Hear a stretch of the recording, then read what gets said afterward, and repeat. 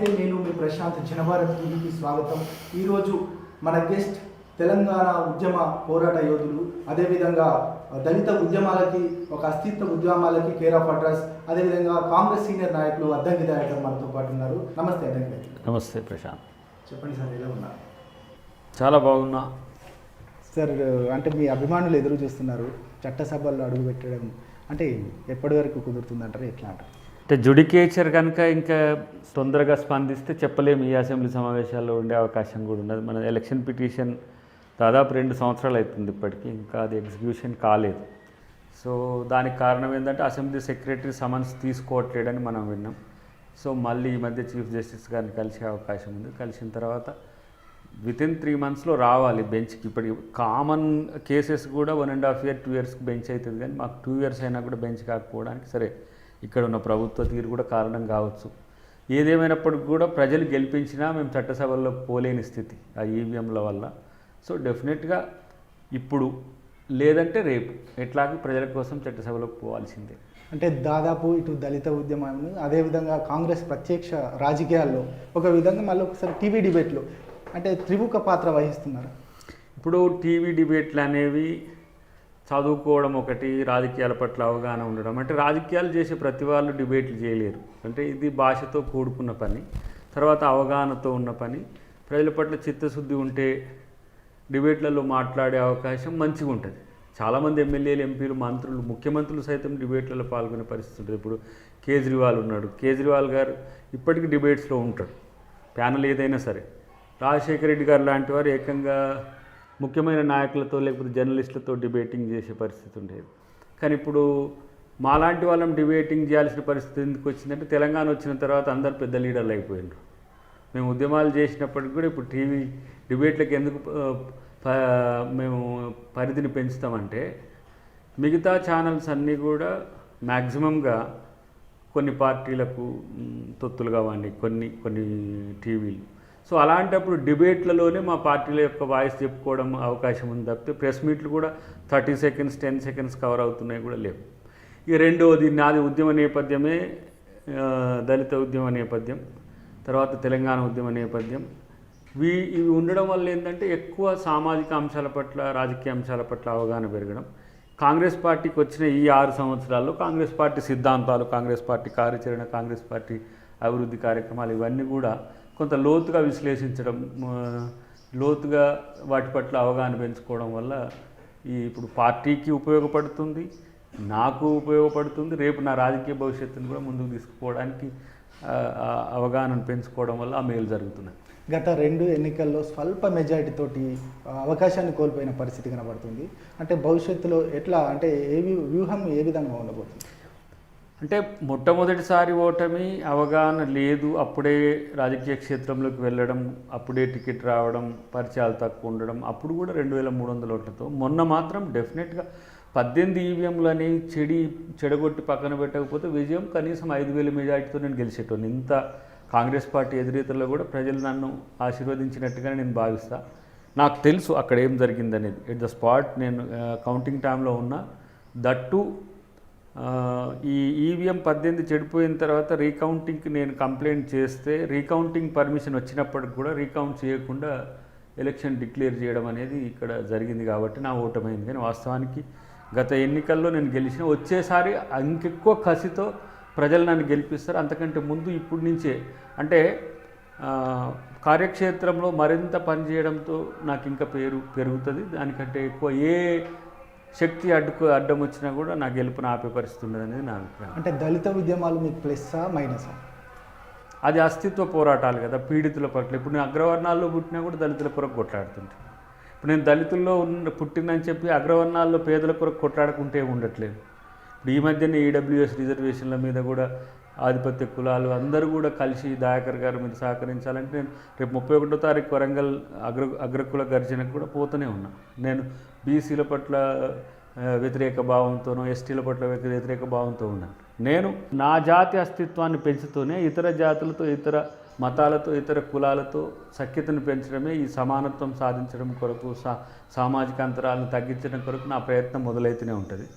ఇప్పుడు ఒక అగ్రకులంలో పుట్టిన ఒక నాయకుడు ఎట్లా పీడితుల కొరకు కొట్లాడతాడో, పీడిత వర్గాల్లో పుట్టినప్పటికి కూడా ఆధిపత్య కులాల్లో పేదరికంకు, ఆధిపత్య కులాల్లో రాజకీయ బానిసత్వానికి, ఆధిపత్య కులాల్లో హక్కుల హరణ కనుక జరిగితే వాళ్ళ పట్ల డెఫినెట్గా నేను కొట్లాడతాను. రాష్ట్రంలో హాట్ టాపిక్ నడుస్తుంది, కేటీఆర్ ముఖ్యమంత్రి అవుతాడు అనేది ఒక హాట్ టాపిక్ నడుస్తుంది. దీనిపై మీ స్పందన? అవుతుండొచ్చు, కానీ దాన్ని ప్రజలు ఎట్లా స్వీకరిస్తారు అని అంటే ప్రజలు టీఆర్ఎస్ పతనాన్నే అనుకుంటారు అందరు. ఎందుకంటే దళితుడు ముఖ్యమంత్రి, తర్వాత వేరే నాయకులను బీసీలు ముఖ్యమంత్రిని చేసుకోవచ్చు, ఇట్లా అవకాశాలు ఉన్నప్పటికి కూడా తన తర్వాత తన వారసుని తన కొడుకునే తీసుకొస్తున్నాడు. కాబట్టి తెలంగాణ సమాజంలో ఒక వ్యతిరేకత ఇప్పటికే మొదలైంది. ఆ వ్యతిరేకత దీంతో మరింకెక్కువ పెరుగుతుంది. సో ఇవాళ బీజేపీ, కాంగ్రెస్ ఇక్కడ బలమైన పార్టీలుగా ఉన్న పరిస్థితుల్లో ఇలా బీజేపీ, టీఆర్ఎస్ ఒకే తాను ముక్కలు కాబట్టి డెఫినెట్గా కేటీఆర్ ముఖ్యమంత్రి అయితే కాంగ్రెస్ పార్టీకి మంచిగా కలిసి వస్తుంది, నష్టమేం లేదు. రెండు ప్రభుత్వాలు 2 సార్లు అధికారంలోకి వచ్చిన తర్వాత 3వ సారి కొరకు కూడా వాళ్ళు ఎత్తుగడ రాజకీయాలు చేస్తున్న పరిస్థితుల్లో కేటీఆర్ ముఖ్యమంత్రి అవ్వడం అనేది కాంగ్రెస్కి చాలా మంచిది. అంటే పూర్తిగా దేశంలోనే ఏ రాజకీయ నాయకులు చేయని ఒక హామీని కేసీఆర్ చేశారు, దళిత ముఖ్యమంత్రిని చేస్తారు. అంటే దళితులలో సమర్థులు లేరా, లేదంటే ఇప్పుడు మరొకసారి తెర మీదకి వచ్చింది సీఎం పదవిని కేటీఆర్ కట్టబెడతారని, ఇట్లాంటప్పుడు మీరు ఏం డిమాండ్ చేస్తారు మీ పార్టీ? అంటే అది అబద్ధపు ఏమంటాం దాన్ని, వాగ్దానం అనొద్దు. వాగ్దానం అంటే వాక్కు ఇస్తే డెఫినెట్గా దాన్ని నెరవేర్చేదాన్ని వాగ్దానం అంటారు. అబద్ధపు ఒక ప్రచారాన్ని ముందుకు పెట్టి దళితుల్లో, బీసీల్లో, మిగతా వర్గాల్లో ఒక నమ్మికను కల్పించే ప్రయత్నం చేసి ఒక రకంగా మోసం చేసింది. కానీ ఏ దళితుడు మమ్మల్ని ముఖ్యమంత్రి చేస్తే తెలంగాణ కొరకు కొట్లాడతామని ఎవరు అనలే. తను మామూలుగా ఏంటంటే కొంత వాళ్ళ సామాజిక వర్గం ఇక్కడ తక్కువ ఉంటుంది కాబట్టి ఆ సెక్షన్ను ఓన్ చేసుకోవడానికి దళితుడిని ముఖ్యమంత్రి చేస్తా అని ఎత్తుగడ తెచ్చిండు తప్పితే దానికి మిక్కి ఇప్పుడు 2 సార్లలో మీకు అర్థం కావట్లేదా? ఆయన దీని పేరేంది, ఇప్పుడు రిపబ్లిక్ డే రోజు అంబేద్కర్ గారి బొమ్మనే పెట్టడానికి ఇష్టపడాడు. సో ఇంకొకటి నేనేమంటున్నా, ఒక దళిత సంఘ నాయకునిగా లేదంటే ఒక మామూలు సామాజిక ఉద్యమాల నుంచి వచ్చిన వాళ్ళు, దళితుల్ని ఎవరో చేస్తే ముఖ్యమంత్రి అయ్యేటోడు బానిస నాయకుడు అవుతాడు. దళిత స్వీయ అస్తిత్వంతో ముఖ్యమంత్రి అయితే దానికి విలువ ఉంటుంది తప్పితే ఒకటి చేస్తే ముఖ్యమంత్రి ఎన్ని రోజులు ఉంటాడు, మళ్ళీ కాయన వేసినట్టు వేసి గుంజుతారు. ఇప్పుడే మాంజీని బీహార్లో ఏమైంది, నితీష్ కుమార్ అవసరం కొరకు మాంజీని ముఖ్యమంత్రి చేసిండు, తర్వాత తీసుకొట్టేసి మళ్ళీ ఆయనే ముఖ్యమంత్రి అయింది. అంటే వాళ్ళ అవసరాల కొరకు ముఖ్యమంత్రులు చేసేది అక్కర్లే. దళితుడే ముఖ్యమంత్రి అయ్యే స్థాయికి ఎదిగి ముఖ్యమంత్రి కావడం అనేది నిజమైన రాజకీయం తప్పితే లేదు. అవకాశాలు వచ్చినప్పుడు రాజకీయ పార్టీలు కంపల్సరీ ఒకసారి బీసీని చేస్తే, ఒకసారి ఎస్టీని చేస్తే, ఒకసారి ఎస్సీని చేసి ఆ ప్రయత్నం వస్తే మంచిది. ఇప్పుడు దామోదరం సంజయ్ గారు ఇక్కడ ముఖ్యమంత్రి అయ్యిండ్రు, తన యొక్క టాలెంట్తో అయ్యిండు. ఆ రోజు ఆధిపత్య కులాల్లో అందరూ పోటీలో ఉన్నప్పుడు కూడా నెహ్రూ గారు సంజయ్ గారికి అవకాశం ఇవ్వాల్సిన పరిస్థితి వచ్చింది, ఎందుకంటే తన ప్రతిభ. సో దళితులైనంత మాత్రాన రిజర్వేషన్ మీద ముఖ్యమంత్రులు చేయాల్సిన అవసరం లేదు, వాళ్ళ ప్రతిభతో ముఖ్యమంత్రులు కావాలి. ఇంకా ఆ మాటకు వస్తే నేనేమంటా అంటే ఈ రిజర్వేషన్లు ఈ పరిస్థితుల్లో పెద్దగా ఉపయోగం లేని రిజర్వేషన్లు అయినాయి. వాటి తీసేస్తే కూడా నష్టమేం లేదు. చాలామంది రిజర్వేషన్లు పట్టుకొని ఎలాడుతుంటారు దళితులు, గిరిజనులు ఇదంతా అంటారు. కానీ వాటి వల్ల ఒక ఎంబీబీఎస్ సీట్లు తప్పితే ఉద్యోగాలు ఎక్కడున్నాయి? ఉద్యోగాలు ఎక్కడ వేసేవి కూడా లేవు. రేపు రాబోయే డిమాండ్ ఏముంటుందంటే దామాషా ప్రాతిపదికన ఎవరి వాళ్ళు పంచుకునే పరిస్థితి కూడా రావచ్చు. అది కూడా స్వాగతించాలి, ఎవరెంతో వారికి అంతా. అంటే ప్రైవేట్ రంగంలో రిజర్వేషన్లకు సంబంధించి ప్రైవేట్ రంగంలో రిజర్వేషన్ల చట్టం మీరా కుమార్ జగ్జీవన్ రామ్ గారి కూతురే ఉండి చేయలేకపోయింది. ఎందుకు? సోషల్ సిస్టమ్ అట్లా ఉంది, దాన్ని ఎవరు ఒప్పుకోరు. మేము ప్రైవేట్ రంగంలో కంపెనీస్ పెట్టుకొని మీకు ఉద్యోగాలు ఎందుకు ఇవ్వాలని చెప్పి వాళ్ళు అంటారు. అసలు పబ్లిక్ సెక్టార్ యూనిట్సే ప్రైవేట్ రంగం అయిపోతున్నాయి. ఇది రిజర్వేషన్లకు పెద్ద సెట్ బ్యాక్. సో ఇవాళ ప్రభుత్వ రంగంలో ఉండే ఇంకేమున్నాయి మీకు మిగిలే? ప్రభుత్వ స్కూళ్ళు నాశరకమైన స్కూళ్ళు అయిపోయినాయి, కాలేజెస్ కూడా అంతే. మెడికల్ కాలేజెస్ కొన్ని ఉన్నాయి, మిగతా కాలేజెస్లో 50% నీకు మేనేజ్మెంట్ కోటానే కదా, ఇక 50%కే రిజర్వేషన్. ఆ 50%లో మళ్ళీ 15% అంటే 7 సీట్లు వస్తాయి. ఇంతకుముందు 100కు 15 వచ్చాయి, ఇప్పుడు 50కి 7 వస్తాయి. ఏది ఎస్సీలకైతే, ఎస్టీలకైతే 2-3. ఆ రొటేషన్ సిస్టమ్ లేదు. ఇప్పుడు నేను మొన్న పోస్టల్ ఎస్సీ/ఎస్టీ ఎంప్లాయీస్ ఆర్ఎంఎస్ అంటే రైల్వే మెయిల్ తర్వాత వీటికి పోయినా వాళ్ళ దాంట్లో రోస్టర్ సిస్టమ్ లేదు, అసలు రూల్ ఆఫ్ రిజర్వేషన్ పాటించే పరిస్థితి లేదు. ఎవరు పట్టించుకోవట్లేదు. అంటే ముఖ్యమంత్రులు పట్టించుకోరు, మంత్రులు పట్టించుకోరు, కేంద్రంలో ఉన్న ప్రభుత్వం అయితే వరుసగా డిఫెన్స్ నుంచి మొదలు పెడితే ప్రతి పబ్లిక్ సెక్టర్ యూనిట్స్ అన్నింటిని కూడా ప్రైవేట్ పరం చేస్తున్నారు. చివరికి ఇప్పుడు ఎఫ్సిఐ కూడా అవుతున్నాయి. ఇక రిజర్వేషన్ల అవసరం ఏముంటుంది? అప్పుడంటే ప్రభుత్వ రంగ సంస్థలు ప్రభుత్వం ఏర్పాటు చేసి విస్తృతంగా, ఇప్పుడు బిహెచ్ఏ లాంటి కానీ, హాల్ లాంటివి కానీ, ఈసీఎల్ లాంటివి కానీ, ఇప్పుడు మనకు ఎన్ఎఫ్సి లాంటివి కానీ, ఇట్లాంటి పెద్ద పెద్ద సంస్థలు, జియోలాజికల్ సర్వే ఆఫ్ ఇండియా, ఇక్కడనే మనకు 16-17 సంస్థలు ఉంటాయి హైదరాబాద్లో. అట్లాంటి వాళ్ళలో చేసినా కూడా 1% రిజర్వేషన్. మొత్తం ఎస్సీ పాపులేషన్ ఇప్పుడు దాదాపు మనం అనుకుంటే 27-28 కోట్ల మంది ఎస్సీలు అయితే 1% రిజర్వేషన్ల వల్ల బాగుపడ్డోళ్ళు కనపడ్డారు మనకు మొత్తంగా 28%లో. ఇన్ని 75 సంవత్సరాల రిజర్వేషన్ అమలైనప్పటికీ కూడా. సో వాటి వల్ల కాదు, సామాజికంగా ఆర్థికంగా దళితులు ఎదగాలి. ప్రభుత్వాల మీద ఆధారపడము, రాజకీయ వ్యవస్థ మీద ఆధారపడడం, లేకపోతే ఇంకో ప్రైవేట్ శక్తుల మీద ఆధారపడడం కంటే తమకు తాముగా ఎదిగే వ్యవస్థలు రాజకీయ పార్టీలు ఏర్పాటు చేయాల్సిన అవసరం ఉంది. ఆ ఎజెండాను భవిష్యత్తులో ఒక సంఘంగా నేను ముందు పెట్టే ప్రయత్నం చేస్తాను. ఇప్పుడు దళితులు ఏ విధంగా ఆర్థికంగా, సామాజికంగా, రాజకీయంగా ఎదుగుతారు, బీసీలు ఎట్లయితారు, ఎస్టీలు ఎట్లయితారు, ఈ ఉన్న మారిన పరిస్థితుల్లో, ఆధునిక పరిస్థితుల్లో అధ్యయనం చేసే వ్యవస్థలే లేకుండా పోయినాయి. కాబట్టి ఇప్పుడు మనం వాటి మీద సీరియస్గా ఒక ఎజెండాను పెట్టాల్సిన అవసరం ఉంది. అంటే మరొకసారి దళిత ఉద్యమాన్ని చూడొచ్చా మీ ద్వారా? దళిత ఉద్యమంతో పాటు అందరినీ కలుపుకుపోయేది. ఇప్పుడు సమసమాజ సమితి పేరు మీద సమసమాజం అనే ఒక కాన్సెప్ట్తో పీడితులు ఎవరైనా సరే కింది వర్గం అంటే ఏంది? ఇప్పుడు మీకు ధనికులు పేదలే. దీంట్లో నేను కులం కంటే ముందు చూస్తున్నది ఏంది? ఇప్పుడు ఒకళ్ళు ధనిక వర్గం అయితే ఎస్సీల్లో ధనికులను కూడా మీరు అందుకోలేరు, ఎస్టీల్లో ధనికులను కూడా అందుకోలేరు, బీసీల్లో కూడా ఎట్లా ఓసీల్లో ఎట్లా ధనికుల్ని ఓసీలు పేదలు అందుకోలేరు, ఎస్సీల్లో కూడా అదే ఉంది. సో ఈ ధనిక పేద అంతరాలు తగ్గాలంటే, సామాజిక అంతరాలు తగ్గాలి, ఎక్కువ మంది ఏ వర్గాల్లో పేదలు ఉన్నారో వాళ్ళ కొరకు పోరాటాలు చేయాలి. ఇది నేను సామాజిక నేపథ్యంతో సమసమాజ ఉద్దేశంతో చేయబోయే భవిష్యత్తు కార్యాచరణ తెలంగాణలో కాదు, మొత్తం యావత్ భారతదేశంలో కూడా నేను ప్లాన్ చేయబోతున్నా. డెఫినెట్గా అది చేస్తాం. దాదాపు ఒక 200 సంఘాల పైచిలకు సంఘాలతో కలిపి ఒక కార్యాచరణ అనుకుంటున్నాం. చూడాలి, అది ఎప్పుడు రాజకీయాలు మళ్ళీ ఉద్యమాలు కలిపి ఉంటాయి కాబట్టి ఏ సమయం అయితే వీలుగా ఉంటుందో అప్పుడు డెఫినెట్గా చేసే ప్రయత్నం చేస్తా. అంటే మీరు కేసీఆర్ని అత్యంత దగ్గరగా చూసిన పరిస్థితి ఉద్యమంలో, అంటే ఉద్యమ కేసీఆర్కి ఇప్పుడున్న కేసీఆర్కి తేడా ఏంటిదంటారు? అసలు సంబంధం లేదు. ఉద్యమ కేసీఆర్ నాకు తెలిసి నటన కావచ్చు, అసలు రూపం ఇదే. అంటే అధికారం వచ్చిన తర్వాతనే ఒక వ్యక్తి యొక్క స్వభావం తెలుస్తుంది. అంటే మామూలుగా దయాకర్ ఉన్నప్పుడు స్పందించే తీరుకు, రేపు ఎమ్మెల్యేను ఎంపీ అయినాక వచ్చే తీరుకు కంపేర్ చేసుకుంటే ఇప్పుడు ఉన్నట్టుగా నేను భవిష్యత్తులో కూడా ఉంటే కరెక్ట్ అన్నట్టు. లేదంటే మన ఊళ్ళో ఏమంటారు, కొంచెం అని బలిసింద్రు అంటారు కదా, ఇప్పుడు అందరితో కలిసి ఉంటుండే. కానీ ఇప్పుడు మరి ఆయనకి అందరితో కలిసి ఉన్నవాడే, కానీ అందరిని దూరం చేసుకున్నాడు, తను కూడా ఏకాకి అయ్యిండు, ఐసోలేట్ అయిపోయి ఇప్పుడు ఎవరు కూడా తన చుట్టూ లేని స్థితిలో చాలా సంఘర్షణలో ఉన్నట్టు నేను అనుకుంటా. అంటే 100 మాగదులు ఉంటారు చుట్టుపక్కల భజన పరులు, వాళ్ళతో పరిపాలన కరెక్ట్ కాదు.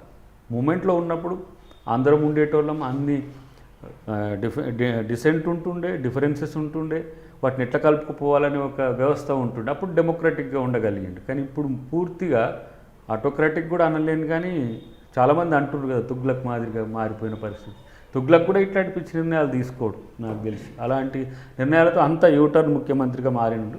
కొంచెం అప్పుడప్పుడు అది బాధ అనిపిస్తుంది. ఎందుకంటే అరే మా సహచరుడే, ఉద్యమ సహచరుడే, గతంలో లేని వ్యతిరేకత ఇప్పుడు రావడం వెనుక కారణం ఏంటంటే సరైన అవగాహన లేని పాలన అనుకుంటా నేను. చాలామంది కేసీఆర్ను మంచి పాలకుడు, చాలా management is not the administration.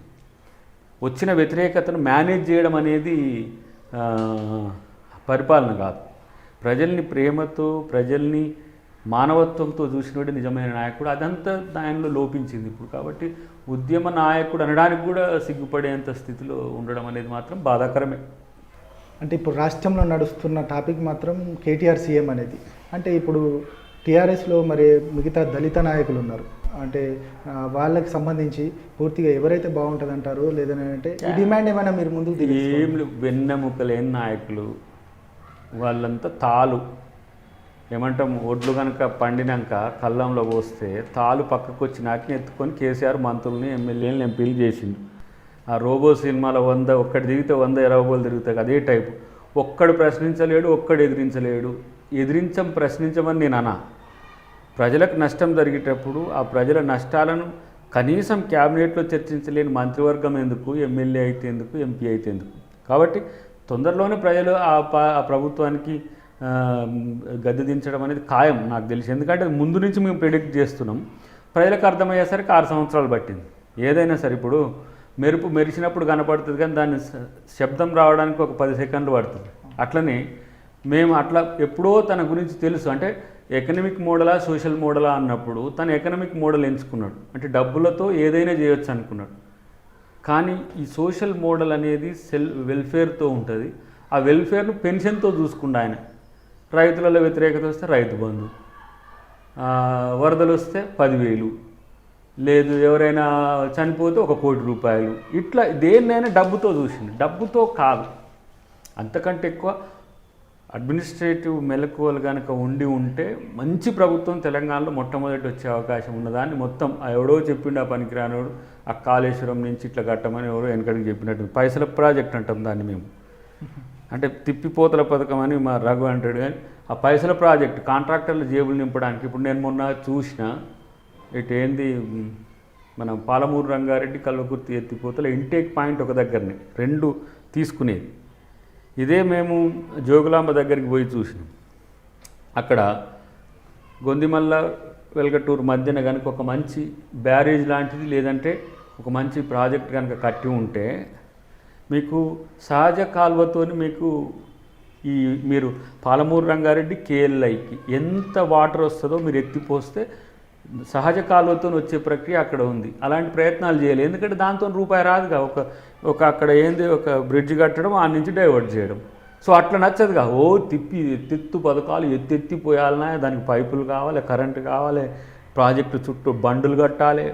ఇప్పుడు 10,000 కోట్లు ఒక్క బండుకి.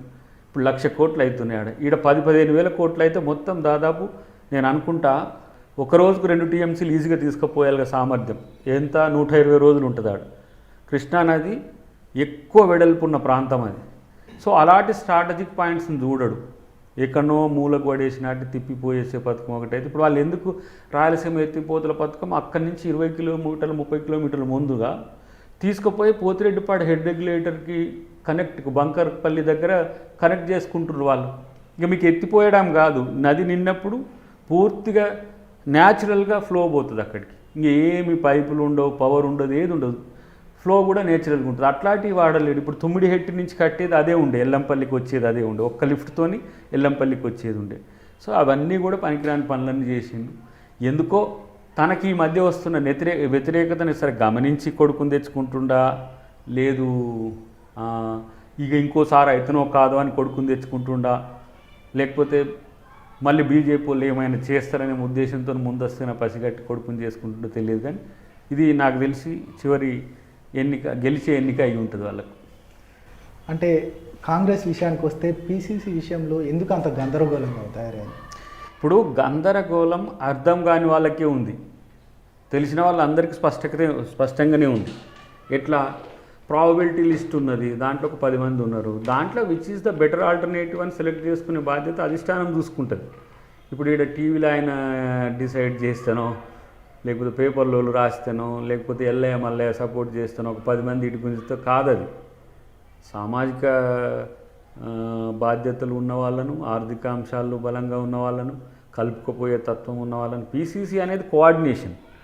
సో రేపు ఎవరు సీఎం క్యాండిడేట్ అవుతారనేది ఇప్పుడు చెప్పలేము. కానీ పీసీసీ అనేది మాత్రం పార్టీని బలోపేతం చేయడానికి. ఇప్పుడు ఇటువైపు 2 పార్టీలు, ప్రభుత్వంలో ఉన్న పార్టీలు బలంగా ఈరోజు తెర మీదకి వచ్చినాయి. వాటిని ఎదుర్కొనేంత సత్తా దమ్మున్న నాయకులను కూడా చూడాల్సిన అవసరం ఉంటుంది. కాబట్టి కొంచెం టైం పడుతుంది. ఒకవైపు దుబాక, మరొక వైపు జిహెచ్ఎంసీ ఎన్నికలకు సంబంధించి అనూహ్యంగా తెర మీదకి వచ్చింది బీజేపీ. అంటే ఒక పూర్తిగా బీజేపీ మరొక ఆల్టర్నేట్ అని కూడా వాళ్ళు చెప్తున్న పరిస్థితి. దీన్ని ఏ విధంగా చూడాలంటారు? ఇప్పుడు దుబ్బాకలో వాళ్ళకు వచ్చిన ఊపు అనేది అది రఘునందన్ వల్ల అనేది ఒకటైతే వాళ్ళు కూడా పని చేసిండ్రు, కష్టపడ్డారు. మేము కష్టపడలేదనేది కాదు. మా క్యాండిడేట్ టీఆర్ఎస్ నుంచి అప్పుడే రావడం, ముందస్తుగా క్యాండిడేచర్ పెట్టుకోకపోవడం, ఆఫ్కోర్స్ ఆర్థికాంశాల్లో వాళ్ళంత బలంగా కాంగ్రెస్ పార్టీ లేకపోవడం కూడా ఒక కారణం.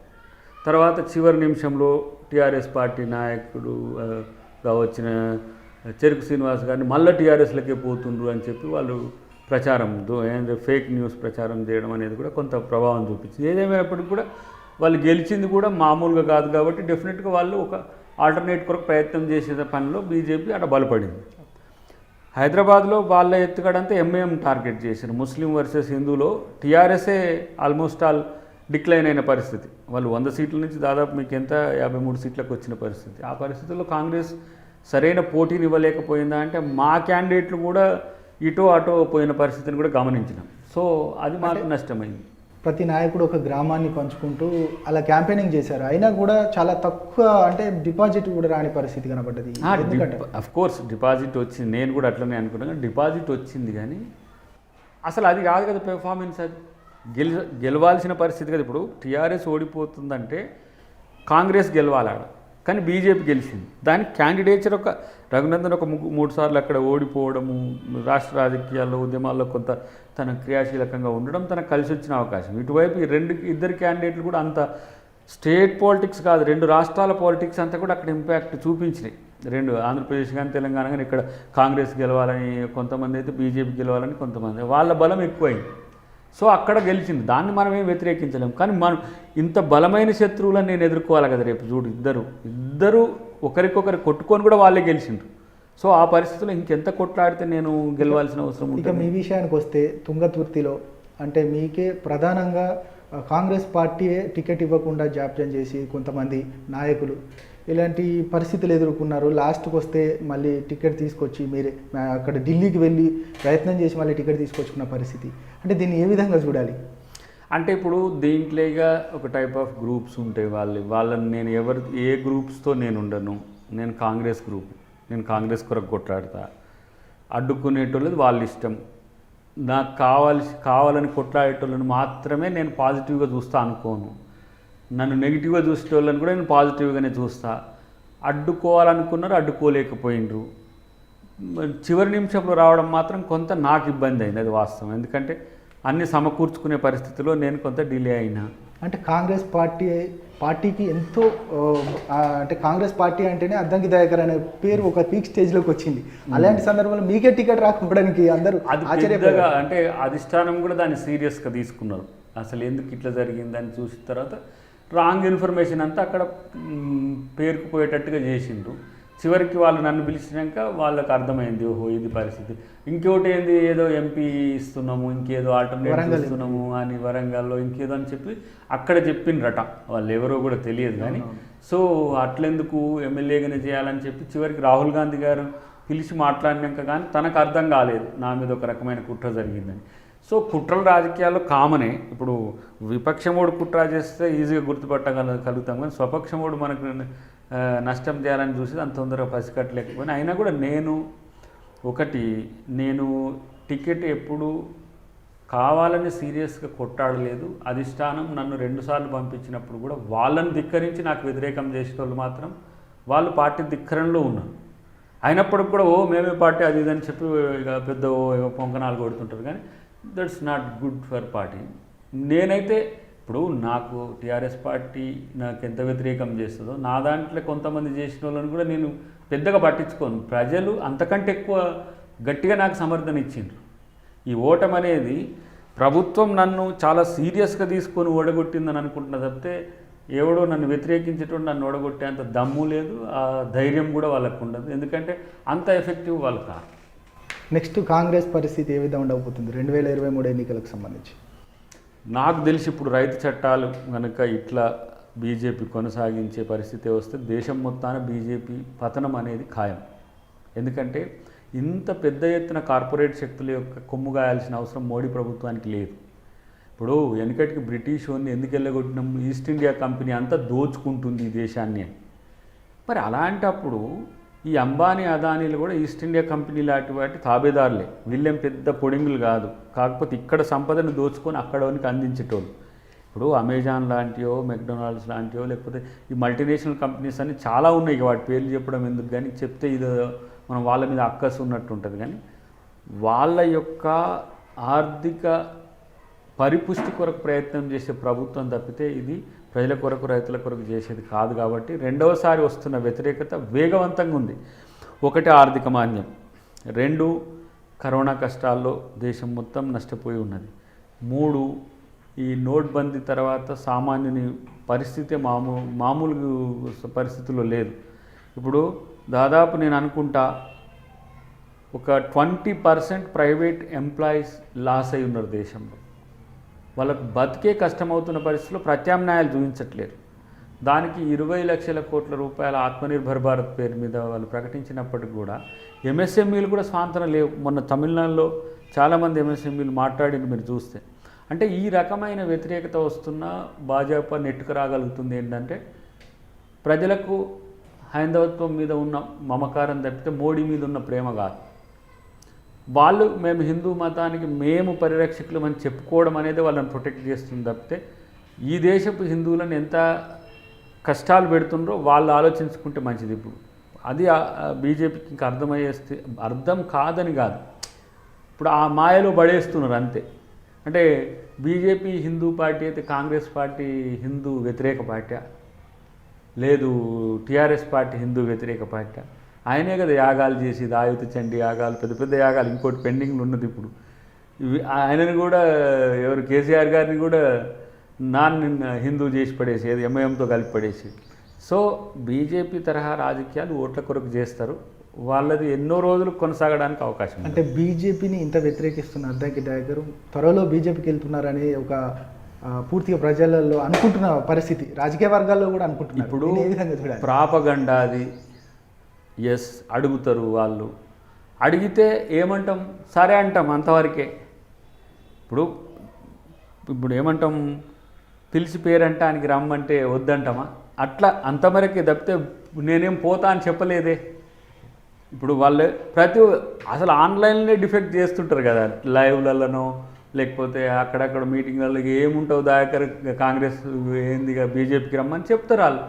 అది వాళ్ళకి నా మీద ఉన్న ప్రేమ తప్పితే నేను కాంగ్రెస్ మీద ఉన్న ప్రేమ నేనేం తగ్గించుకోవట్లేనుగా. ఇప్పుడు ఇట్లా ప్రచారం అయినా తప్పితే నాలాంటి వాడు తప్పితే కాంగ్రెస్ను బీజేపీ వేలో విమర్శించేటోళ్ళు పెద్దగా మనకు కనపడరు. ఇక్కడ టీఆర్ఎస్ పార్టీని చాలామంది విమర్శిస్తారు, కేసీఆర్ని కౌంటర్ చేస్తారు, బూతులు తిడతారు, అన్నీ చేస్తారు తప్పితే బీజేపీని ఒక విధానపరంగా లేకపోతే ఒక సిద్ధాంతపరంగా విమర్శించే కాంగ్రెస్ పార్టీ నాయకుల్లో ఒక 10 మంది ఉంటే దాంట్లో నేను ఒక ముందు వరుసలో ఉన్నగా.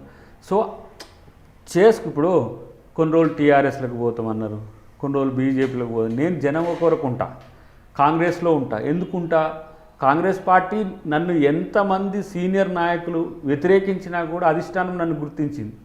మొట్టమొదటి పార్టీలో జాయిన్ అయిన ఒక 1 మంత్ లోపే నాకు టికెట్ ఇచ్చింది. ఎవరది? సోనియా గాంధీ గారు ఇచ్చిండ్రు. తర్వాత మొన్న కూడా రాహుల్ గాంధీ గారు ఇచ్చిండ్రు. సరే ఇక్కడ నాయకులకు మేము పెద్ద నాయకులమని వాళ్ళకి అర్థం కావట్లేదు, లేకపోతే అది పక్కన పెడదాం. బట్ ఆ లాయల్టీ ఉండాలి. ఇప్పుడు పార్టీ ఏదైనా సిద్ధాంతాలు ఏవైనా లాయల్టీ కూడా ముఖ్యం. అరే చూసినవా దయాకర్ ఆడ సీట్ వచ్చినప్పుడు ఆడ తీసుకున్నాడు, వీళ్ళు సీట్ రమ్మంటే వీడికి రమ్మన్నాడు, ఆడిపోమంటే ఇదొక నిలకడ లేని స్థితి ఉంటుంది. కాబట్టి నేను డెఫినెట్గా కాంగ్రెస్ పార్టీలోనే ఉంటా. ఆ ప్రచారాలన్నీ ఎవరు నమ్మాల్సిన అవసరం లేదు, తెలుసు, వాళ్ళకు కూడా తెలుసు. అట్లా అనడం ద్వారా ఏంటంటే బ్రేకింగ్ న్యూస్లు అని అవి అని ఇవని వేసేసి ఓహో దయాకర్ కూడా బీజేపీలోకి పోతుండట అని చెప్పేసి మనల్ని క్యారెక్టర్ అసాసినేషన్ చేయడం. సో దానికి కాలమే సమాధానం చెప్తుంది కదా. ఇక చివరిగా చూస్తే మనకు నాగార్జున సాగర్ ఉప ఎన్నికకు సంబంధించి కాంగ్రెస్ ఏ విధానాలు తీసుకోబోతుంది, ఏంటి అసలు గెలిచే పరిస్థితి ఉందా? ఇప్పుడు ఎన్నిక జరిగిన జానారెడ్డి గారు గెలుస్తారు, దట్స్ ఇట్. దాని మీద పెద్దగా మనము విశ్లేషణలకు అసలు ఏదో లోతైన అవగాహన పెంచుకోవాల్సిన అవసరం ఉండదు. నరసింహయ్య గారు గెలవడానికి ఒక 2 కారణాలు ఉన్నాయి. ఒకటి బీసీ సామాజిక వర్గము, రెండవది సీనియర్ నాయకుడు, మూడవది ఏంటంటే ఒకసారి నోముల నరసింహయ్య అక్కడ ఓడిపోవడం ఒకటైతే కాంగ్రెస్కి వచ్చిన వ్యతిరేకత నరసింహయ్య గారికి కలిసి వచ్చింది. ఇప్పుడు నరసింహయ్య గారి అంతటి సీనియర్ నాయకుడు లేరు, కానీ BJP one of the stake holder అవుతుంది, అక్కడ వస్తుంది, సీన్లోకి వస్తుంది డెఫినెట్గా. ఎందుకంటే ఇవి 2 ఎలక్షన్లు గెలిచింది కాబట్టి వాళ్ళు ఇప్పటి నుంచి మొదలు పెట్టిండ్రు ఆల్రెడీ. సో అది ఒక పార్ట్గా ఉన్నప్పటికి కూడా టీఆర్ఎస్ పార్టీ అయినా బీజేపీ నుంచి వచ్చే అభ్యర్థి అయినా జానారెడ్డి గారితో కంపీట్ అయ్యే పరిస్థితి ఉండదు. తర్వాత ప్రతి పల్లెలో జానారెడ్డి గారి యొక్క అభివృద్ధి కార్యక్రమాలు కనబడతాయి. ఏదో ఇప్పుడు వచ్చి వీళ్ళు అభివృద్ధి కాలేదు నాగార్జున సాగర్ అది అని చెప్తారు, కానీ డెఫినెట్గా 40 సంవత్సరాలు ఆయన దాదాపు అక్కడ పనిచేయడంలో ఒక 2-3 సార్లు ఓడిపోయింది, 2 సార్లు 3 సార్లు ఓడిపోయినట్టుంది ఈ 40 ఇయర్స్ ఎరీనాలో. ఎప్పుడు కూడా ప్రజలతో మమేకమై ఉండే సామాన్య కార్యకర్తగా జాన్ రెడ్డి గారు ఉంటారు. అది ఆయనకు కలిసి వచ్చిన అంశం. రెండవది, ఆయన ఎప్పుడు కూడా మహానాయకుడిని, నేను సిఎల్పి లీడర్ని, లేకపోతే నేను సీనియర్ లీడర్ని ఎప్పుడు ఫీల్ కాడు. కాన్స్టిట్యున్సీకి పోతే ఒక కార్యకర్త లెక్క ప్రజలతో మమేకం అవ్వడం అనేది, ఇప్పుడు ప్రజలు కూడా ఈ 2 సంవత్సరాలు తాను నాయకునిగా లేని విధానం చూస్తున్నారు. డెఫినెట్గా అక్కడ గెలుస్తారు. మేము కూడా సరే ఫిబ్రవరి 1st వీక్ నుంచే మేము కూడా నాగార్జున సాగర్లో అందరం కూడా అన్ని నాయకులు ఫ్రంట్ల ఆర్గనైజేషన్స్ మేము కూడా నాగార్జున సాగర్ పోతాం. డెఫినెట్గా నాగార్జున సాగర్లో కాంగ్రెస్ పార్టీ మీరేమి కంపేర్ కూడా చేసుకోనక్కర్లేదు. ఏది ఈ 2 బీజేపీ గెలిస్తే ఆడ కాంగ్రెస్ గెలిస్తే ఇట్లా అనుకోని అవసరం లేదు. అది పక్కా కాంగ్రెస్ సీట్ అది. సో ఆ ఊపులో ఫ్లూక్లో అట్లా వెళ్ళిపోయింది టీఆర్ఎస్ పార్టీ.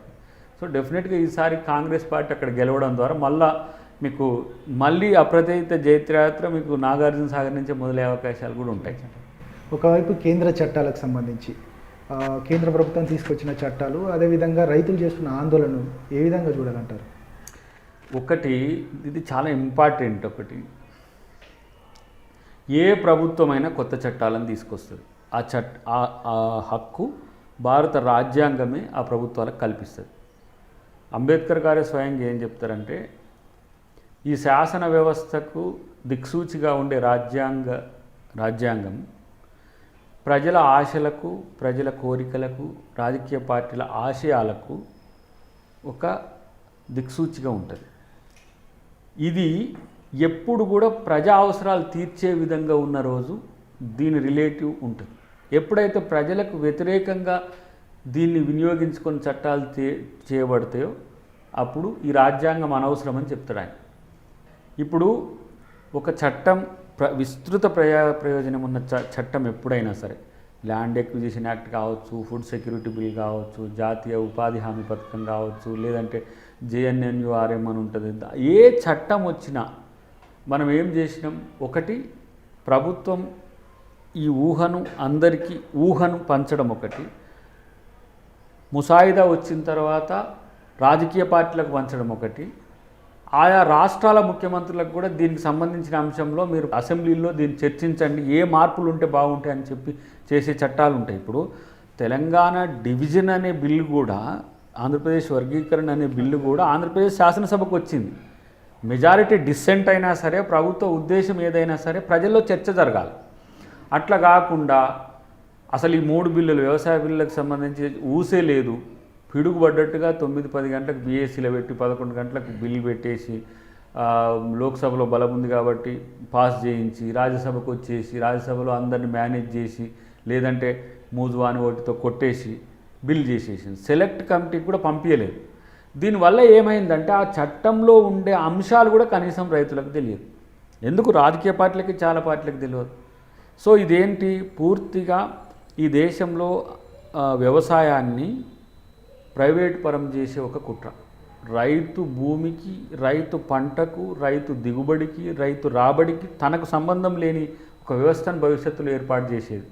అంటే తన భూమిలో తనే కూలీగా మారే ఒక వ్యవస్థను తీసుకొచ్చిన పరిస్థితిని రైతులు తీవ్రంగా ప్రతిఘటిస్తున్నారు. మీరు ఇప్పుడు ఢిల్లీ కేంద్రకంగా జరిగే ఉద్యమాన్ని మనం ఎక్కువ ఎక్స్పోజ్ చేసి చూస్తున్నాం, కానీ హైదరాబాద్లో లేకపోతే సూర్యాపేటలో లేకపోతే నల్గొండలో జరిగే వాటిని ఎవరు కూడా, ఇప్పుడు ఇక్కడ ఉన్న మీడియా అంతా మీకు తెలుసు కదా, ఓ సెక్షన్ ఆఫ్ మీడియా ఇటువైపు, ఓ సెక్షన్ ఆఫ్ మీడియా అటువైపు ఉండి, ఇప్పుడు ఈ 2 ప్రభుత్వాలు కూడా వ్యవసాయ చట్టాలకు అనుకూలమే కదా, నేను యూటర్న్ తీసుకున్న తర్వాత.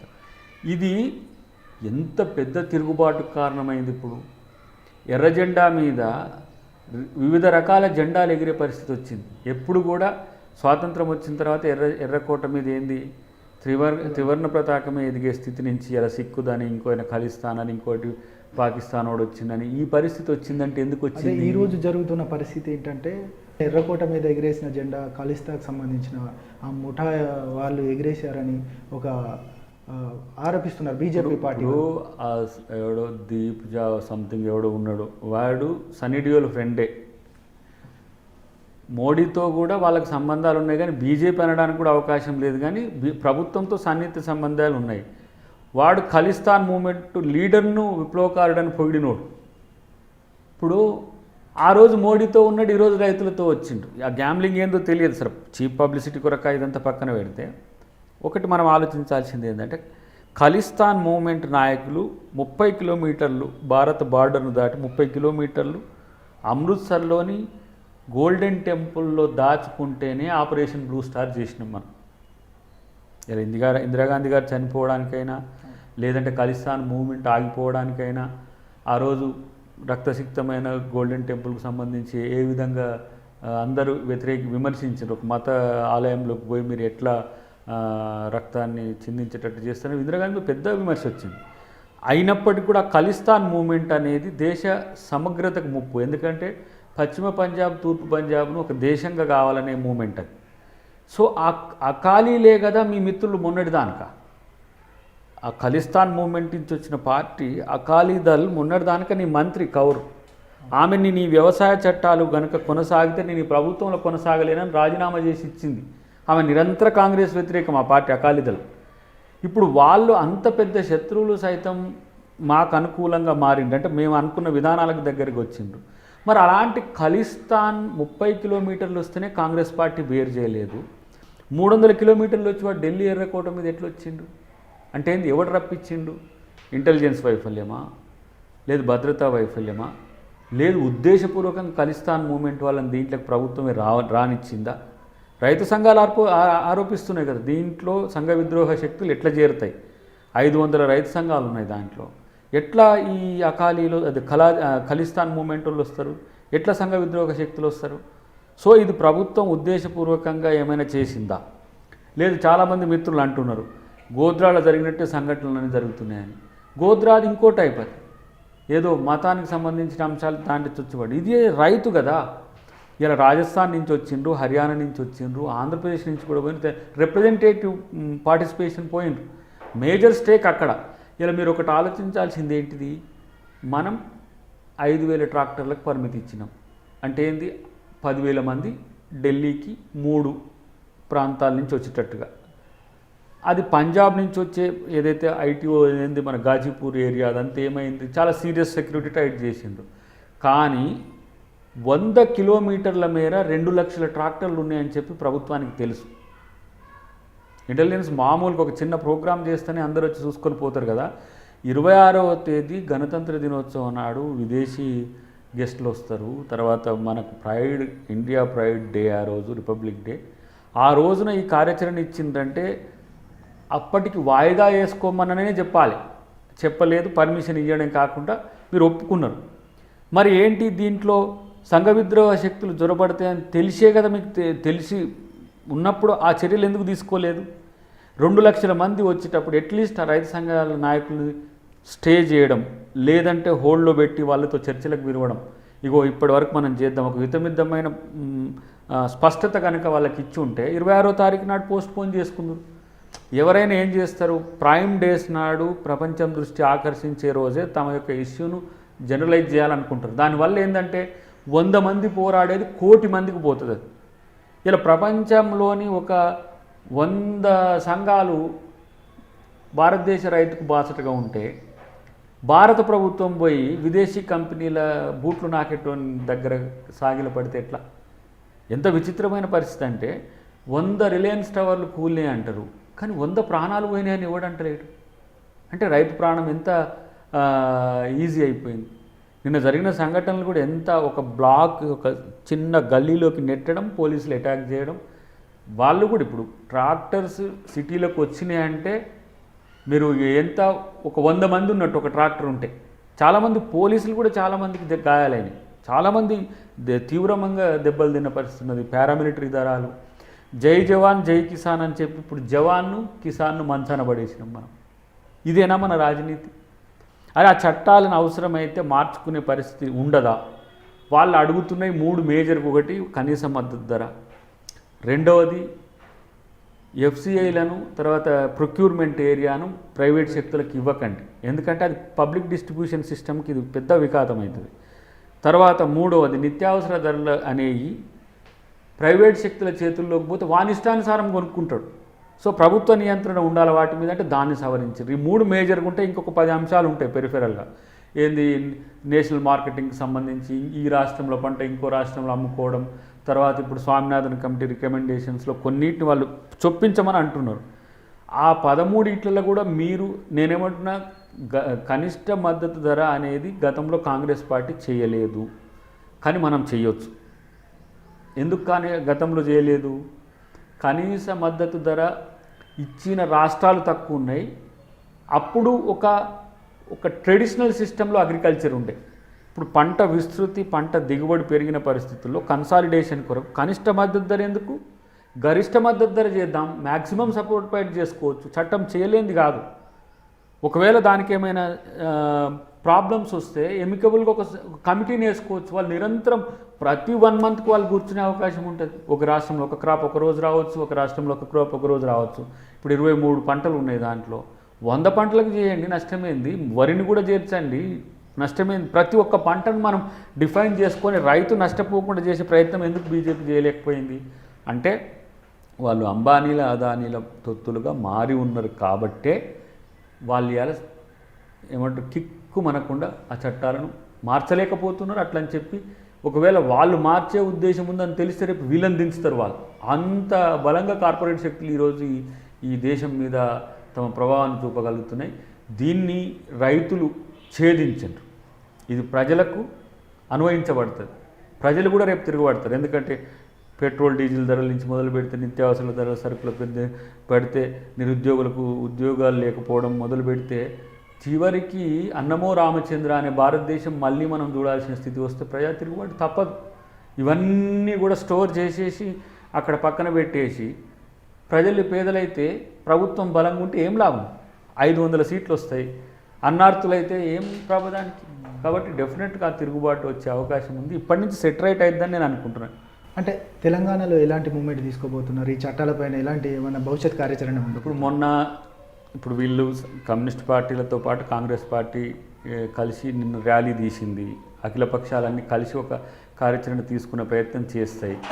మరొక వైపు ప్రజా సంఘాలు తర్వాత ఉద్యమ సంస్థలు అన్నీ కూడా ఇప్పుడు తెలంగాణ విద్యావంతుల వేదిక వీళ్ళంతా కూడా ఈ మధ్యన ఒక కార్యాచరణ కొరకు ఒక మీటింగ్ ఏర్పాటు చేసుకున్నారు.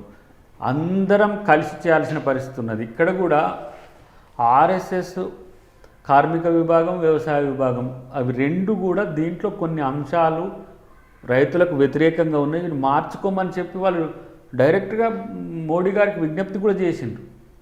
అంటే ఇప్పుడు మామూలుగా బీజేపీకి మాతృక ఆర్ఎస్ఎస్ అనుకుంటాం. ఆర్ఎస్ఎస్ చెప్పినా వినకుండా ఇంకా నువ్వు ఎవరి మాట వింటున్నట్టు? ఇప్పుడు నీ స్ఫూర్తి కేంద్రం ఆర్ఎస్ఎస్ అయినప్పుడు ఆర్ఎస్ఎస్ కూడా దాంట్లో ఈ కొన్ని అంశాల్లో మీరు మార్పులు చేర్పులు చేసుకోవాల్సిన పరిస్థితి, లేకపోతే స్పష్టత ఇవ్వాల్సిన అవసరం ఉంది అని అంటే ఇక దాన్ని కూడా మేమేమి పట్టించుకోమనంటే విచిత్రం ఏంటంటే ప్రతి బిల్లు మీరు చూడండి, జిఎస్టీ బిల్లు కూడా ఇక్కడికి వచ్చింది, పాస్ అయిపోయింది. ఎందుకు పోతుంది జిఎస్టీ బిల్లు? ఈ రాష్ట్రంలో ఈ రాష్ట్ర వివిధ పార్టీల యొక్క అభిప్రాయాలను కూడా అక్కడ నోట్ చేసుకోవడానికి. కానీ వ్యవసాయ చట్టం కనీసం బీజేపీ పార్టీ ఆఫీసులకు కూడా రాలేదు. ఎందుకు రాలే అంటే అది ప్రభుత్వ నిర్ణయాలు కావాలి, కార్పొరేట్ల నిర్ణయాలు. కార్పొరేట్ల నిర్ణయాలకు మీరు అది ముద్ర వేసే పరిస్థితి పెట్టుకున్నది కాబట్టి మీ మీద ఈరోజు దేశం మొత్తం కూడా ఒక ముద్ర వేస్తున్నది మీరు రైతు వ్యతిరేక ప్రభుత్వం అని, మీరు రైతు వ్యతిరేక నాయకులు అని చెప్పి. సో దాని మీద రాష్ట్రంలో అందరం కలిసి ఒక పెద్ద ఎత్తున అందరం రైతు బిడ్డలమే. దీంట్లో కొత్తగా ఏదో మేము ఆకాశం నుంచి ఊడిపోయినాం, మేము అమెరికా నుంచి దిగినామంటే అని లేదు. ఇక్కడ ఉన్న నాయకులంతా కూడా స్టేట్ లీడర్స్ అంతా కూడా అవసరమైతే వాళ్ళు అగ్రికల్చర్ చేసిన వాళ్ళే, రైతు బిడ్డలే. సో ఇప్పుడు రైతును కాపాడుకునే పరిస్థితి లేకపోతే ఇక మరి ఎవరి కొరకు ఇది 60% ఉన్న కమ్యూనిటీ రైతుల కమ్యూనిటీ. సో అది మేజర్ బలం ఈ రాష్ట్రానికే కాదు దేశానికి బలమైన దానికి యువకులు కూడా విద్యావంతులు కూడా రేపు బాసటగా వచ్చే అవకాశం ఉంది. కాబట్టి చాలా సీరియస్గా తెలుగు రాష్ట్రాల్లో తీసుకురావాలని ఒక ఆలోచన. ఒకవైపు కేసీఆర్ రైతు చట్టాలపైన ఇక్కడ పెద్ద ఒక ధర్నా కార్యక్రమం ఏర్పాటు చేశాడు. దానిపైన మళ్ళీ ఢిల్లీ వెళ్ళి వచ్చిన తర్వాత యూటర్న్ తీసుకున్నా అంటే చట్టాలను అంగీకరిస్తున్నట్టుగా చేసిన పరిస్థితి. దీన్ని ఏ విధంగా చూడాలంటారు? అంటే ఇప్పుడు ఆయన పొలిటికల్ కంపల్షన్, అది బీజేపీని వ్యతిరేకించే సత్తా లేదు ఇక కేసీఆర్కి, ఉండదు. ఎందుకంటే అయిపోయింది. అందుకనే కొడుకును ముఖ్యమంత్రి చేస్తున్నది. ఎందుకు? మిషన్లతోనో మనుషులతోనో 2 సార్లు గెలిచిండు, అయిపోయింది. ఇక నీ పని కథమైంది బాబు. వచ్చేసారి కాంగ్రెస్ గెలిచే అవకాశం ఉంటే మాత్రం నిన్ను కొట్టాల్సిన పరిస్థితి వస్తుంది. కాబట్టి బీజేపీకి కాంగ్రెస్ గెలవద్దు. సో టీఆర్ఎస్ గెలవలేనప్పుడు తను గెలవాలనుకుంటున్నాడు. కాబట్టి ఇప్పుడు వచ్చేసారి ఎట్లా ఉంటుందో అనే పరిస్థితితోనే నన్ను ఇప్పుడు వాళ్ళ మీద ఏంది సిబిఐ కేసులు, అదేంటి విజిలెన్స్ కేసులు, ఏసీబీ కేసులు ఏవో ఉన్నాయి, దాంట్లో పెడతామని చెప్పేసి పెద్ద ఎత్తున బెదిరించిందనే మనకు ఈ గ్రేటర్ హైదరాబాద్ ఎలక్షన్ల ముందు సమాచారం. సో ఈ జైళ్ళ పాలు నేను ఎందుకు ఊరికి సరెండర్ అయితే అయిపోద్ది కదా అని ఎందుకు ఫ్రంట్ నేను నేషనల్ వైడ్గా ఒక ప్రత్యామ్నాయము కాంగ్రెస్ లేదు ఏది లేదు ఇక నేనే బీజేపీని వ్యతిరేకించే ప్రభుత్వాలతో పార్టీతో కలిసి ఢిల్లీలో టెంట్ వేస్తా అని ఆ టెంట్ వీక్ వచ్చింది ఇంట్లో పెట్టిండు. ఇప్పుడు కొడుకును ముఖ్యమంత్రి చేసి ఆయన ఏం చేస్తాడో తెలియదు. కానీ ఇలా బీజేపీ అడుగుజాడల్లోనే టీఆర్ఎస్ పోతుందంటానికి ప్రతి ఒక్కటిగా ఇంకా ఆయన వ్యతిరేకించింది ఏదీ లేదు. గదొకటి ఏంటిది, ఎన్పిఆర్ ఇష్యూలో వ్యతిరేకించిండు ఆయన. ఎన్పిఆర్ సిఏఏ దాంట్లో సిఏఏ కూడా సిఏఏని వ్యతిరేకిస్తుండే ఆయన. సిఏఏతో ఇక్కడ పని లేదు, అది అస్సాము ఆ బార్డర్లో. కానీ అసలు వ్యతిరేకించాల్సింది ఎన్పిఆర్ విషయంలో వ్యతిరేకించాల్సింది అక్కడ వ్యతిరేకించలేదు. ఇప్పుడు ఆయుష్మాన్ భారత్ తర్వాత ఇక అన్నీ నీకు కేంద్రం తెచ్చిన ప్రతి చట్టాన్ని ఇప్పుడు ఆమోదించే పరిస్థితి ఉంది. ముఖ్యంగా వ్యవసాయ చట్టాల్లో యూటర్న్ అనేది బీజేపీకి మోడీ దగ్గర కేసీఆర్ మోకరిల్లిండటానికి ఇది ఒక ప్రత్యక్ష ఉదాహరణ. కాబట్టి ఇవి రెండు గులాబీని కమలాన్ని ఒక ఘాటాన్ని కడితే కొత్త. మీరేమో ఇలా అంటున్నారు, కేసీఆర్ మాత్రం పూర్తిగా బీజేపీ కాంగ్రెస్ ఒకటే జట్టు అని అంటున్నారు. బీజేపీ వాళ్ళేమో పూర్తిగా కాంగ్రెస్ టీఆర్ఎస్ ఒక జట్టు అంటారు. అసలు ప్రజలకు ఈ గందరగోళ పరిస్థితి ఏర్పడ్డది. అసలు ఎవరి జట్టు? ఎవరైనా బీజేపీ కాంగ్రెస్ ఒక జట్టు అంటే నమ్ముతారా? అసలు ఈ దేశంలో తుగ్లకు కూడా ఈ మాటలు అనలేడు. టీఆర్ఎస్ఏ మాకు అనుకూలమైతే ఇక మరి కొట్లాడేది ఎవరి మీద? మేము కొట్లాడేది ఎవరి మీద? బీజేపీ ఉందా ఇక్కడ గవర్నమెంట్? ఇద్దరికి మేము వ్యతిరేకం. రాష్ట్రంలో వీళ్ళకు, కేంద్రంలో వాళ్ళకు. ఊళ్ళలో చెప్తారు కదా ఇప్పుడు వీళ్ళిద్దరు పంచాయతీ ఎట్లుందంటే మొగుడు కొట్టినట్టు చేస్తే పెళ్ళాం ఏడ్చినట్టు చేస్తే వచ్చిన చుట్టం వెళ్ళిపోయేటట్టు అనమాట. ఇప్పుడు వీళ్ళిద్దరు కొట్లాడుకుంటే కాంగ్రెస్ వెళ్ళిపోవాలి. కానీ అట్లేం ఉండదు. ప్రజలు ప్రజాస్వామ్యంలో తమ యొక్క భవిష్యత్తును, రాజకీయ పార్టీల యొక్క చరిత్రను, వాళ్ళ భవిష్యత్ కార్యాచరణను చూసి ఎంచుకుంటారు. ఇంతవరకు ఈయన రాలేదు ఆయన రాలేదని ఇంకొక ఆయన ఎంచుకోవడానికి ఉండదు. మేము చేసిన పని తెలంగాణ మేము ఇచ్చినాం. అంతకంటే ముందు ఉమ్మడి ఆంధ్రప్రదేశ్లో తెలంగాణలో ఏ విధంగా కార్యక్రమాలు ఉండో అవన్నీ కూడా ప్రజలు మననం చేసుకుంటున్నారు. కాబట్టి డెఫినెట్గా వచ్చేసారి తెలంగాణలో కాంగ్రెస్ పార్టీ అధికారంలోకి రావడం ఖాయం. మీరు ఇలా అంటున్నారు, ఒక పీసీసీని కూడా ఒక నాయకుడిని కూడా నిలబెట్టుకోలేని అంటే ఏర్పరచుకోలేని పరిస్థితిలో కాంగ్రెస్ పార్టీ ఉందని ప్రధాన పార్టీలు అంటున్నారు. దీనికి సమాధానం? ఇప్పుడు టీఆర్ఎస్ అధ్యక్షుడయ్యే అర్హత ఉన్న వాళ్ళని ఒక్కలని చెప్పండి నాకు. వాళ్ళు పక్కన పెడతాం. నేను అధ్యక్షుడిని అవుతాను అనమనండి ఒక్కని. ఈవెందో కేటీఆర్ని కూడా అనగలుగుతారా? మా దాంట్లో నా పేరు కూడా వచ్చింది పిసిసి రేసులో. నేను ఒక్కసారి కూడా గెలవలేదు. పార్టీ కొరకు కొట్లాడుతూ అద్దంకి దయాకర్ పేరు పరిశీలనలో ఉందని చెప్పి నేను కాదు, అమెరికాలో ఉన్నోళ్ళు, లండన్లో ఉన్నోళ్ళు కూడా రాహుల్ గాంధీకి ట్విట్టర్లో మెయిల్స్లో పెట్టిండాడు. నేను అడగలే ఒక్కరోజున నాకు, అయ్యా నేను పీసీసీ ప్రెసిడెంట్ అయితే నేను పని చేసుకుంటూ పోతా అని చెప్పిన. This is the Congress party. పోనీ వైసీపీలో ఎవరు అధ్యక్షుడిని చెప్పమని లేదు, ఏంది మన టీడీపీలో చెప్పమని చెప్పలేరు. కాంగ్రెస్లో మల్టిపుల్ లీడర్షిప్ ఉంటుంది. ప్రతి ఒక్కళ్ళు కాంగ్రెస్ పార్టీ సభ్యత్వం ఉంటే ఏఐసిసి ప్రెసిడెంట్గా కూడా పోటీ చేసే హక్కును కలిగి ఉన్నారు. ఇది ఎవరికి తెలియదు. మిగతా పార్టీలు ఇప్పుడు బీజేపీ కూడా ఉన్నది, వాళ్ళు కూడా సెలెక్ట్ చేసి తీసుకొచ్చి పెట్టి ఒప్పిస్తారు. ఇలా మా దాంట్లో కూడా ఇప్పుడు ప్రాబబిలిటీ లిస్టు 10 మంది ఉంటే విభిన్న కోణాల్లో వాళ్ళని ఆలోచించిన తర్వాత అధిష్టానం నిర్ణయం శిరోధార్యం డెఫినెట్గా. మళ్ళీ అది వాళ్ళు సెలెక్ట్ చేస్తారు, కానీ వాళ్ళు ఎక్కడి నుంచో సెలెక్ట్ చేయరు కదా, ఈ స్టేట్ ప్రాబబిలిటీ లిస్ట్ నుంచే కదా వాళ్ళు సెలెక్ట్ చేసేది. సో అది రాష్ట్రంలో నాయకుడిని ఎంచుకోలేని బలహీనంగా కాంగ్రెస్ పార్టీ లేదు. రాష్ట్రంలో బలమైన నాయకుడిని పెట్టడానికి ఇప్పుడు ఒక నాయకుడే ఉండడు. దాంతోపాటు సపోర్టింగ్ వర్కింగ్ ప్రెసిడెంట్లు ఉంటారు, తర్వాత వైస్ ప్రెసిడెంట్లు ఉంటారు, ఇప్పుడు ప్రచార కమిటీ ఉంటుంది. చాలా పగడ్బందీ ఈ టీంని వేస్తారు. ఇప్పుడు ఏంటంటే మా దాంట్లో మళ్ళీ ఒకళ్ళని వేస్తే ఎల్లయ్య మళ్ళీ ఏటో పోతారని, మళ్ళీ వేస్తే పుల్లయ్య ఏటో పోతారని, ఇట్లా ఒక పంచాయతీ. ఇప్పుడు బీజేపీ వాళ్ళు క్యాచ్ పెడతానికి రెడీగా ఉన్నారు.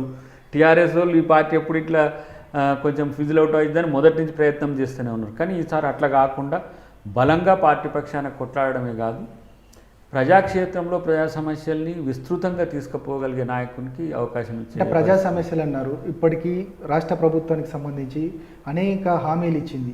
2 దళితులకు 3 ఎకరాల భూమి అని, అదేవిధంగా డబుల్ బెడ్రూమ్ ఇల్లు అని, వీటన్నిటిపైన పూర్తిగా రాష్ట్రంలో కాంగ్రెస్ పార్టీ అంటే ఫెయిల్ అయిందని, అంటే ఉద్యమం చేయడంలో ఫెయిల్ అయిందంటే మీరేమంటారు? ఇది సమస్యల కుప్ప తెలంగాణ. ఒక్క అంశం కాదు, విస్తృత అంశాలు ఉన్నాయి.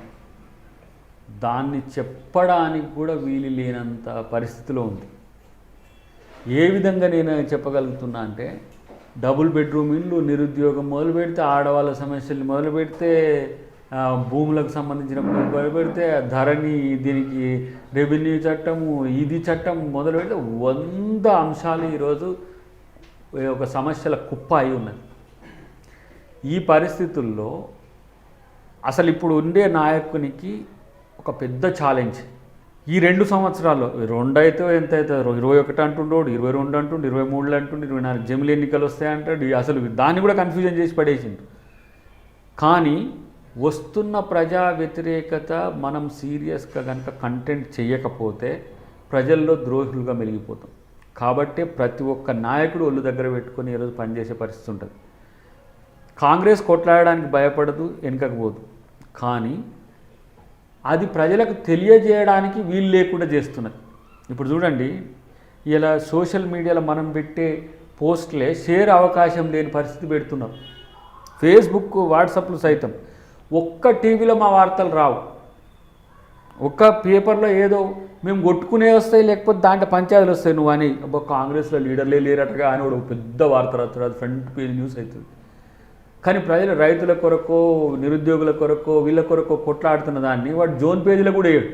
ఇగో ఇట్లా ఉంది ఇక్కడ పరిస్థితి. ఎందుకంటే ఇక్కడ కాంగ్రెస్ పార్టీ వ్యతిరేకించే మీడియా ఉంది, కాంగ్రెస్ పార్టీ రావద్దనే మీడియా ఉంది. కానీ మాకు ప్రజలే పెద్ద మీడియా. ఇటు కాంగ్రెస్ని, అటు కమ్యూనిస్టులను కూడా పూర్తిగా వాళ్ళ పాత్ర బీజేపీ వహిస్తుంది. ధర్నాలు, రాస్తారోగులని, అన్నిటిపైన సమస్యలపైన పోరాడుతుందని అనుకుంటున్నారు. దీనికి మీ సమాధానం ఏంటి? ఏమన్నారు మళ్ళీ ఒకసారి? కానీ పూర్తిగా కమ్యూనిస్టుల పాత్ర, అదేవిధంగా కాంగ్రెస్ పాత్ర కూడా బీజేపీ పార్టీ వహిస్తుంది. ధర్నాలు, రాస్తారోకులు, ఎల్ఆర్ఎస్ విషయంలో కూడా. ఇప్పుడు ఎల్ఆర్ఎస్ విషయంలో నేను కేసు వేసిన, ఎంతమందికి తెలుసు? వెంకరెడ్డి గారు కేసు వేసింది, ఎంతమందికి తెలుసు? ఇప్పుడు వాళ్ళు ఏమైనా చేస్తే వాళ్ళకు 3 టీవీలు 4 టీవీలు ఉన్నాయి, వీళ్ళకు 3 4 టీవీలు ఉన్నాయి. వీడు దంచుతుండు, వాడు దంచుతుండు, మాది కూడా దంచాలి. ఇప్పుడు సోషల్ మీడియా తప్ప 4th ఎస్టేట్ తన పాత్ర నీడ పోషిస్తున్నది. ఎల్ఆర్ఎస్లో ఒకటేంది ప్రైమ్ ఏంది తెలుసా? స్థానిక చట్టాలతో ముడిపెట్టి రిజిస్ట్రేషన్లు ఆపడానికి రాష్ట్ర ప్రభుత్వానికి వీలుండదు. ఆపిండు. అది వేస్తే ఎవరు కూడా దాని ప్రచారంలో పెట్టలేరు. ఎందుకు పెట్టలేదు? ప్రభుత్వాలకు అనుకూలంగా ఉన్నారు కాబట్టి. ఇప్పుడు బండి సంజయ్ అనేదా 4 టీవీలు బ్రేకింగ్లు వేస్తే అది ఏముంటుందో దాంట్లో ఏం చేయరాళ్ళు. ఎల్ఆర్ఎస్ మీద వేసిందా? ఒక కేసు చూపించమనండి. కాంగ్రెస్ పార్టీ వేసింది. సో వాళ్లకు పైకి తిట్టుకునుడు, లోపలికి కలుసుడు. నిజంగా అట్లనే అయితే నేను ఒక సవాల్ వేస్తా. కేసీఆర్ అవినీతి ప్రభుత్వమే అనుకోండి, వాళ్ళ మీద మీ కేంద్ర యొక్క ఏమంటారు వాటిని, యూనిట్స్ ఉన్నాయి కదా, సిబిఐ ఇట్లాంటి ఎంక్వైరీ కమిషన్స్ ఉన్నాయి, ఏమనండి? వేయరు. అంటే ఏం జరగలేదని వాళ్ళే అంటారు, మీ ప్రభుత్వం అవినీతి అంటారు. హైదరాబాద్ చుట్టూ ఉన్న భూములన్నీ టీఆర్ఎస్ పార్టీ నాయకులే అని మా ఎన్విఎస్ఎస్ ప్రభాకర్ అంటాడు. దాని మీద ఒక కమిటీ వేయడు. వ్యతిరేకమే అయితే ఎందుకు ఈడ చేయరు? సో అదొక్కటి చాలదా? ఇక అంటే పబ్లిసిటీ కొరకు కేసీఆర్ని వాడుకుంటారు, కానీ కేసీఆర్ని ఏం చేయలేకపోతున్నారు. అంటే ఏంది? ఈ మధ్యన ఒక బలమైన బంధం లోపల ఉన్నది కాబట్టి ఇలా మీకు పూర్తిగా ఏమంటాం సహకరించే పరిస్థితుల్లో టీఆర్ఎస్ ఉంది. టీఆర్ఎస్కు పూర్తిగా సహకరించే పనిలో బీజేపీ ఉంది కాబట్టి వాళ్ళని ఒక ఘాటాన కడుతున్నది. ఇంకోటి ఆయన ఉన్నాడు, ఎంఐఎం ఆయన ఉన్నాడు, ఇలా రహస్యమిత్రుడు. ఈయనకు డైరెక్ట్ మిత్రుడు, ఆయనకు రహస్యమిత్రుడు. ఆయన జర ప్యాన్ ఇండియా పనికి వస్తాడు ఆయన. సో ఇలాంటి పరిస్థితి ఉన్నది కాబట్టి ప్రజలు ఈ 6 సంవత్సరాలు ఇంకా 3 సంవత్సరాలు భరించాలి. డెఫినెట్గా ప్రభుత్వాల మీద వచ్చిన వ్యతిరేకత మామూలుగా ఉండదు. అది రేపు ఓటు రూపంలో చెప్పే రోజులు వస్తాయి. కానీ మిషన్లతోనైతే మళ్ళీ చెప్పలేము. ఈ మిషన్లు పెద్ద సమస్య. ప్రజాస్వామ్యానికి గొడ్డలు పెట్టి ఈరోజు ఈవీఎంలు అయిపోయిన పరిస్థితి ఉన్నది. వాటిని వెంటనే తొలగించాల్సిన అవసరం కూడా ఈసీకి ఉంది. కానీ వాళ్ళు కూడా విలతొత్తులుగానే మారిపోయింది. ఈ గుజరాత్ డామినెన్స్ మొత్తం ఇప్పుడు భారతదేశాన్ని డామినెన్స్ చేసే స్థితికి వచ్చింది. దేశం మొత్తంలో కాంగ్రెస్ పరిస్థితి ఏ విధంగా ఉండబోతుంది రానున్న రోజులలో? ప్రజలు కాంగ్రెస్ లేని ఈ 2 సార్లు చాలా సీరియస్గా బీజేపీ మీద వ్యతిరేకత, అభివృద్ధి మీద కోరిక, ఇవి రెండు కూడా ఉన్నాయి. కాంగ్రెస్ పార్టీ అనుకూల కూటమిని రేపు భారతదేశంలో ప్రభుత్వంలోకి తీసుకురాబోతున్నాను. భస్మాసురుడు గాక తననెత్తిన తానే చేయి పెట్టుకొని ఎట్లా భస్మం అయిపోయిందో, మోడీ గారు కూడా తనకిచ్చిన అవకాశాన్ని వినియోగించుకోలేక రైతు ప్రజా వ్యతిరేక విధానాన్ని అవలంబించడం వల్ల రేపు పెద్ద ఎత్తున నష్టపోతున్నది బీజేపీ పార్టీ. అది వాళ్ళకి తెలుస్తలేదు. రైతు ఉసురు ఊకనే పోదు. రైతుని ఇంత క్షోభ పెట్టిన ఉసురు ఊకనే పోదు. మనకింత పట్టెడు అన్నం పెట్టి రైతు పట్లని ఇంత కర్కశంగా ఉంటే ప్రజల పట్లని వ్యవహార శైలి ఎట్లా ఉంటుందో ఊహించలేరా జనం?